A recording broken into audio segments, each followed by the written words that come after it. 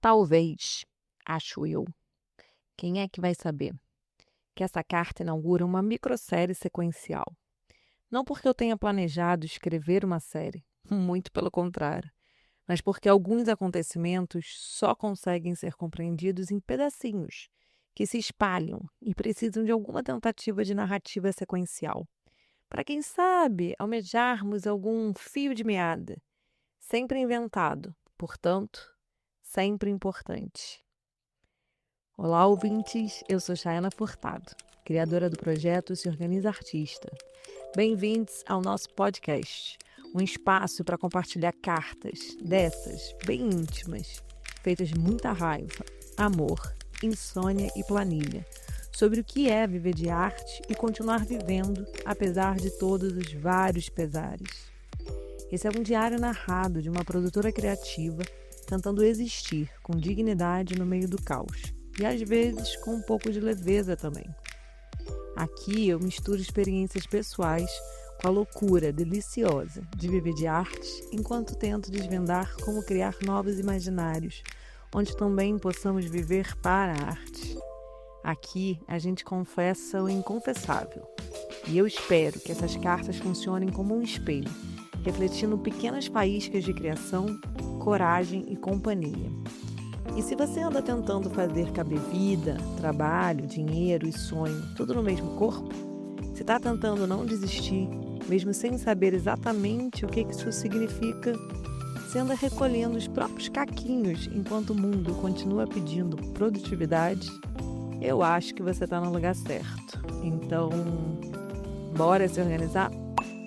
Hoje é dia 30 de julho de 2026. E essa é a carta número 58.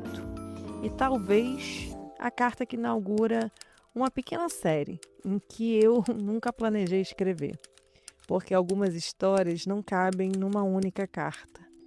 E essa carta se chama Juntando os Caquinhos. Quantos quebra-molas cabem numa vida? Durante muito tempo, eu realmente achei que organizar significava colocar os sonhos, a carreira, a vida em alguma espécie de ordem ou controle, desses que vêm através do planejamento. Não à toa eu criei um projeto com o nome de Se Organiza, bem no meio. Mas no caminho, a gente vai descobrindo outras coisas. E que às vezes organizar é ser capaz de ganhar novos conceitos a depender da situação que a gente esteja vivendo. Então, hoje, organizar por aqui na minha vida, eu acho que está sendo se esforçar para dar um nome aos vários caquinhos miúdos e que faz a gente se desfazer, sem ordem. Nomear como meio de catalogar, para que, quem sabe, ao desorganizar e organizar de novo, a gente possa descobrir antes se eles ainda podem formar outra coisa em outros tempos. Quem saberá se em algum futuro tentaremos colar esses tais caquinhos outra vez ou renomeá-los para que também façam mais sentido ao atravessamento do tempo. Então a pergunta que ronda essa carta e essa nova organização hoje é: como a vida quebra e gera os caquinhos?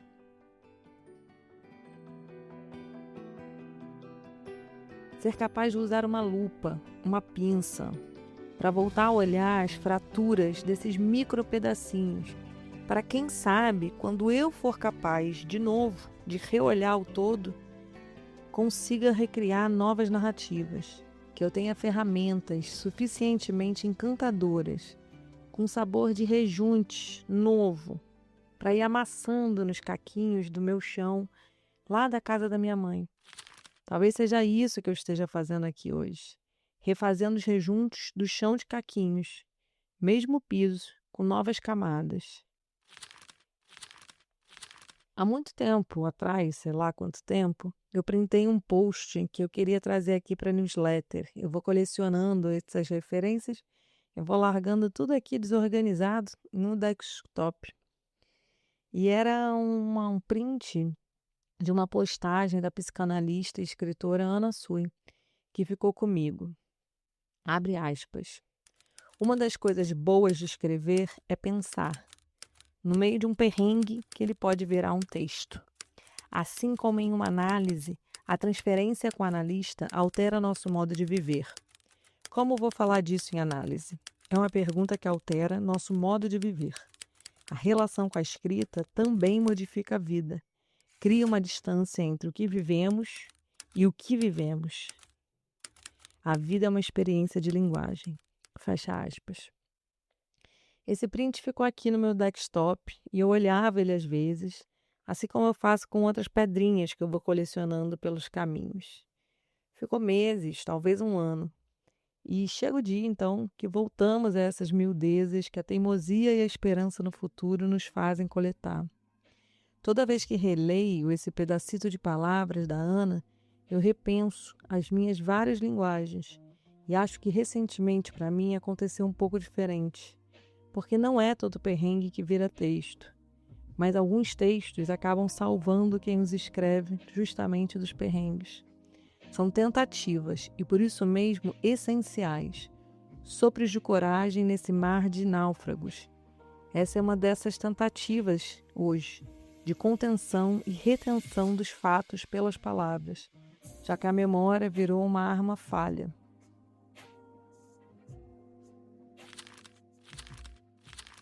Quando eu tinha 18 anos, eu tive um namoradinho que disse que estava terminando comigo porque a minha vida tinha muito quebra-molas. Essa era a exata expressão que ele usou, quebra-mola, que também pode ser conhecido oficialmente em alguns lugares como lombada, lomba ou ondulação transversal, essas que ficam no meio da rua.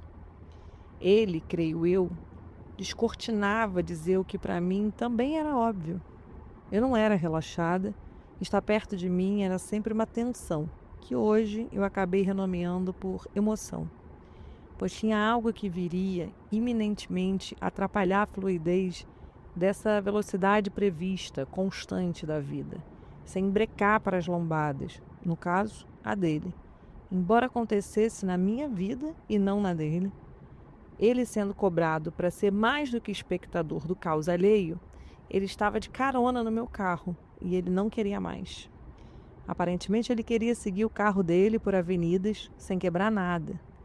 Contudo, eu tinha 18 anos, sabia dirigir e tinha um carro. Ele tinha 18 também, mas sequer tinha pensado em tirar a carta de motorista ainda. Eu achava que, como namorado, deveria realmente ele estar mais presente nos processos, mesmo sendo a minha vida e não a dele. Não era isso que as pessoas falavam sobre andar junto? Na minha casa tinha sempre alguém doente, morrendo.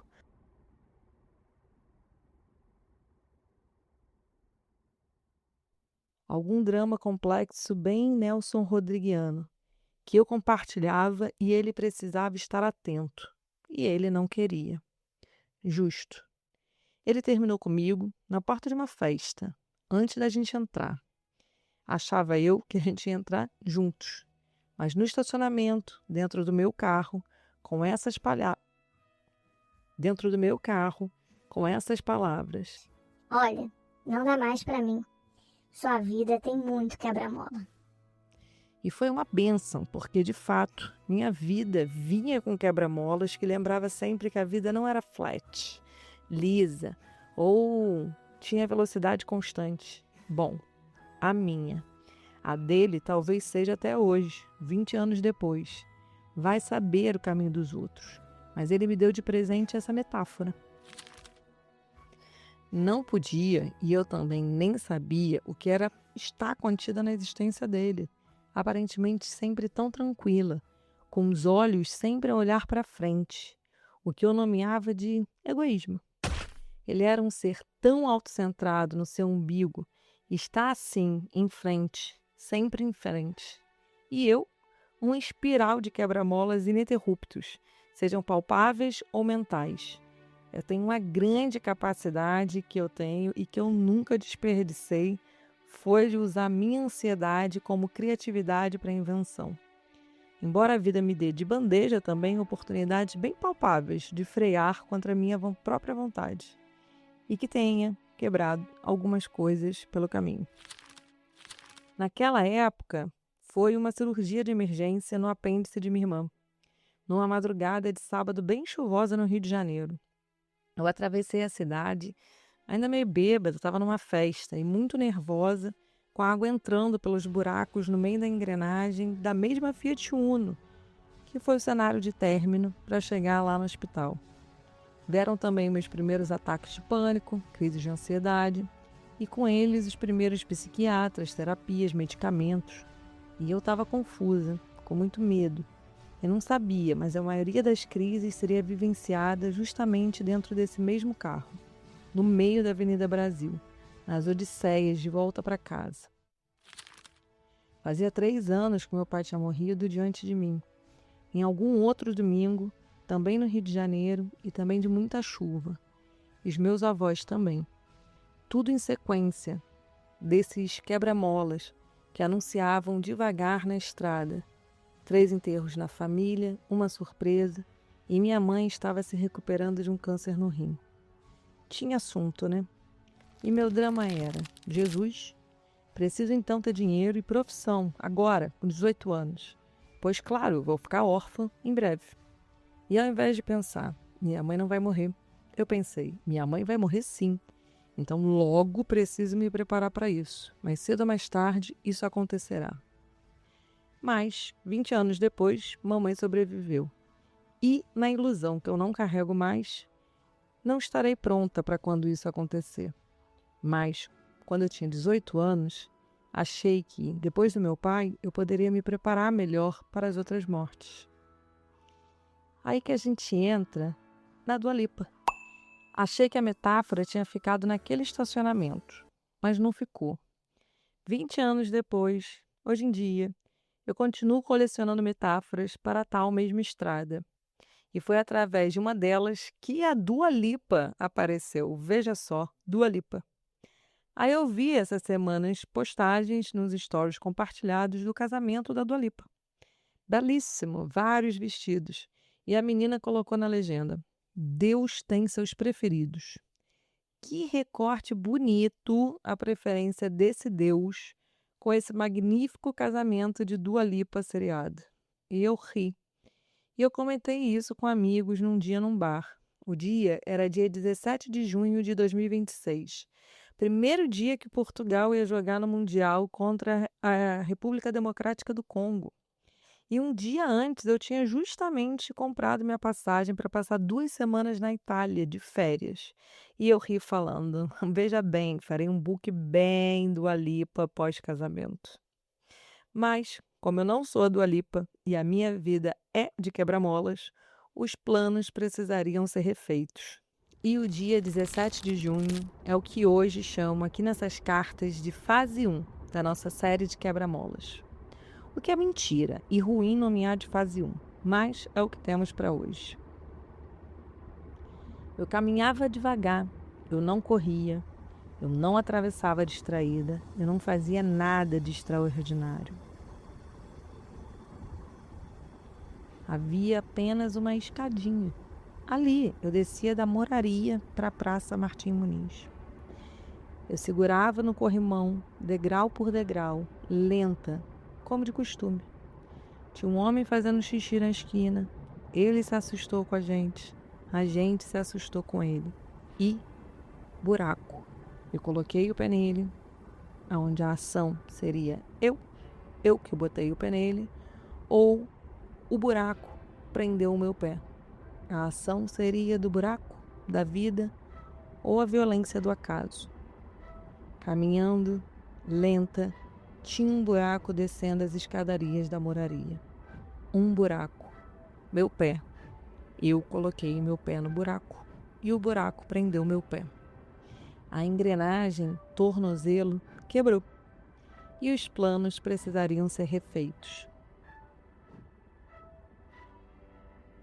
Toda vez que acontece um quebra-molas vívido, gigante, que nos faz quebrar, de fato, a lataria, parece que a memória fica meio turva e que éramos um carro em alta velocidade que não estava prestando muita atenção naquela lombada, nos avisos de controle de velocidade da via miúda. e andávamos ali como se fosse uma autoestrada. Mas não foi isso. Ou foi? E a fase 1 de se deparar diretamente com a violência do acaso é que acaba sempre trazendo quando a gente dá de cara com algum obstáculo. A culpa. Foi culpa minha? Caminhar na rua, escada?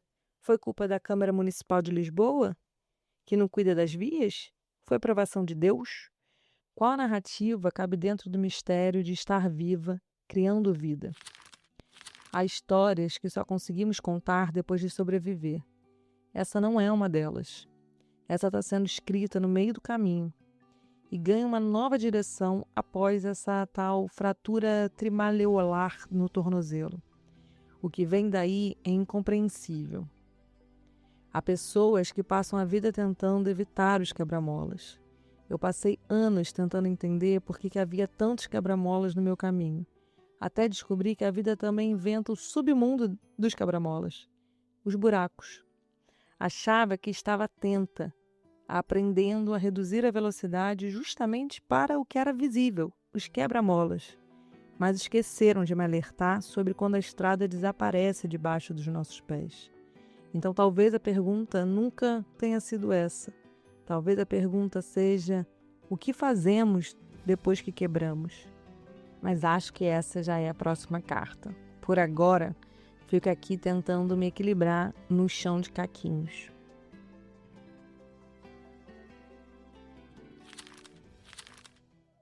No Se Inspira Artista dessa semana, eu trouxe uma imagem da Frida Kahlo, de um quadro dela que se chama Lo que el agua me dio. É o que a água me deu, eu acho. Então eu passei os últimos dias agora olhando para o meu pé, aqui levantado nas almofadas, e lembrei desse quadro.